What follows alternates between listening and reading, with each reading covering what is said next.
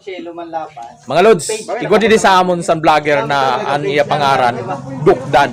Di ba pag doktor, nga kita tabi sa iya kon nano kay Dukdan ang iya pangaran. Nano tabi kay Dukdan ang imo pangaran. Doktor ka man gayud. Dati pangarap ko maging vlogger. Maging vlog. Kaso wala sa nagasuporta sa akon. Kaya naging doktor na lang. Kaya ang doktor, sad lang napirma sa resita, may income na. Ay, amo gali ang dahilan. Mapanghak lang galing. Grabe, ano? Amo gali ng dahilan. Mas magandang doktor kay sa usad lang na resita, may pambakal ka ng bugas. Oo. Sa vlogger, damo ka pa sa basher. Sa doktor ka na lang kay pag resita o pag tuldok irog sina. Income. Amo gali.